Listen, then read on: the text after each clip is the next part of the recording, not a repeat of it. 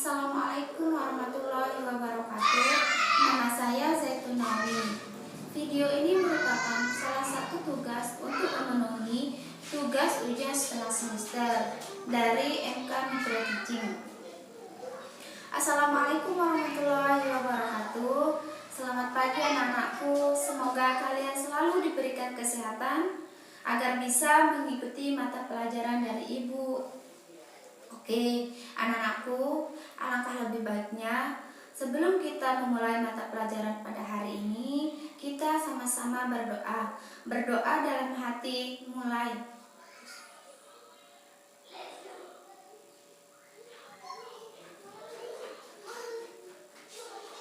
Berdoa selesai. Oke, selanjutnya Ibu bakalan absen. Riza Alfiani, Nia Adistia, Wawan Wahyudi. Alhamdulillah, hari ini lengkap ya anak-anakku.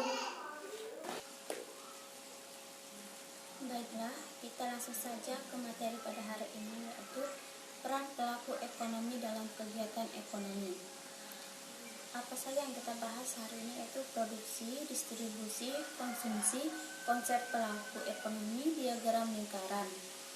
Nah, untuk produksi yaitu aktivitas untuk meningkatkan nilai tambah bahan baku menjadi barang setengah jadi dalam barang jadi.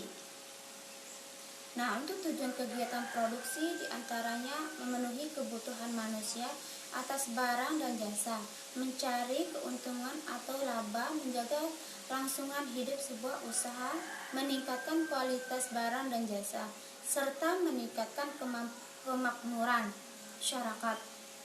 Nah, untuk faktor-faktor produksi dalam proses produksi, produsen membutuhkan faktor-faktor produksi, yaitu faktor produksi sumber daya manusia, tenaga kerja, faktor produksi sumber daya alam, faktor produksi modal, dan faktor produksi kewirausahaan. Nah, untuk slide yang kedua yaitu distribusi. Untuk pengertian distribusi ini adalah penyaluran hasil produksi berupa barang dan jasa dari produsen ke konsumen untuk memenuhi kebutuhan manusia. Orang yang melakukan kegiatan distribusi disebut distributor. Dalam buku Pengantar Ilmu Ekonomi Makro 2004 karya T. Gelarso SJ, proses distribusi adalah penyaluran hasil produksi dari produsen yang membuatnya kepada konsumen yang memerlukannya. Distribusi itu menjadi bagian penting dari seluruh proses kegiatan ekonomi yang dewasa ini bisa dibuat pemasaran.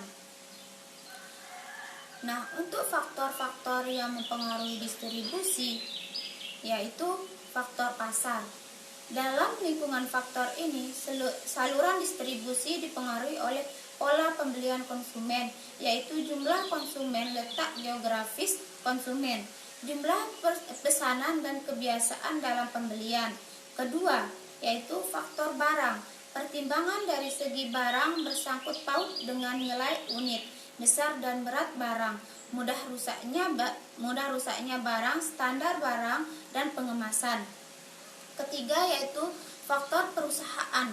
Pertimbangan yang diperlukan di sini adalah sumber dana, pengalaman dan kemampuan manajemen serta pengawasan dan pelayanan yang diberikannya.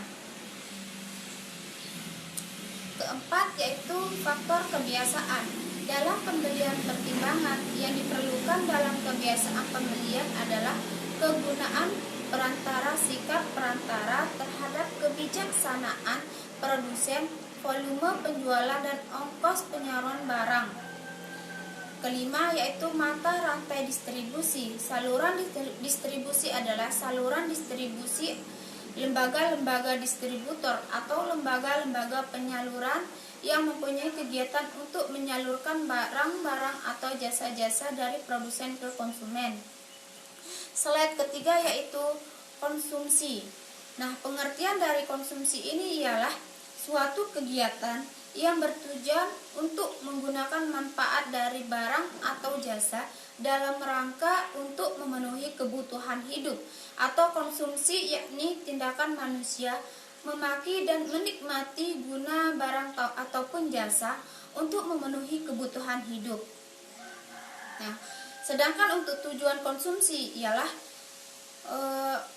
menghabiskan kegunaannya.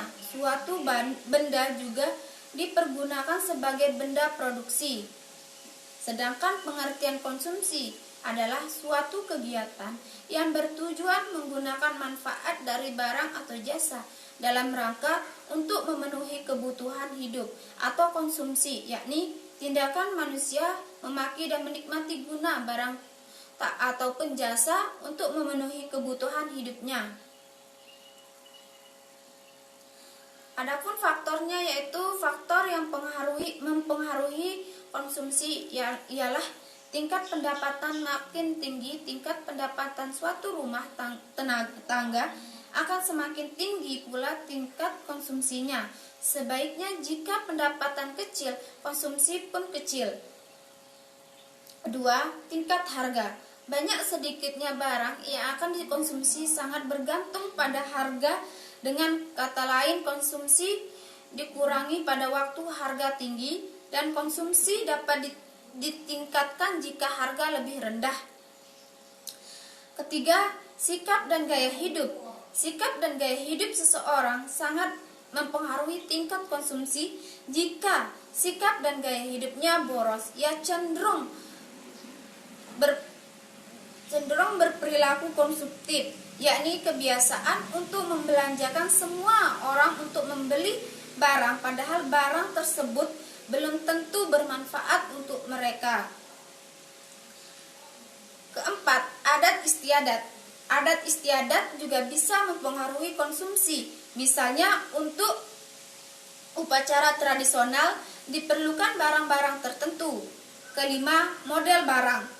Model barang yang sedang tren dapat mempengaruhi perilaku masyarakat dalam konsumsi. Kegiatan berkompetensi dengan 6. Konsumen lain. Barang subsidi. Jika seorang konsumen memiliki hasrat atau keinginan berkompetisi dengan konsumen lainnya, biasanya konsumsinya besar. Artinya, konsumen yang dilakukan bukan berdasarkan skala prioritas kebutuhan, melainkan menurut konsumen lainnya. 7. Selera konsumen. Selera konsumen setiap orang berbeda-beda. Orang Jawa dan orang Sunda memiliki selera berbeda-beda dalam hal makanan. Adanya perbedaan selera jenis akan mempengaruhi konsumsi masyarakat terhadap barang dan jasa. Nah, untuk slide keempat yaitu konsep pelaku ekonomi. Pertama, rumah tangga produsen. Kedua, rumah tangga konsumen. Ketiga, rumah tangga negara atau pemerintah. Dan yang terakhir yaitu masyarakat internasional atau luar negeri. Slide ke terakhir adalah diagram lingkaran, yaitu perekonomian 2 sektor, perekonomian 3 sektor, dan terakhir yaitu perekonomian 4 sektor.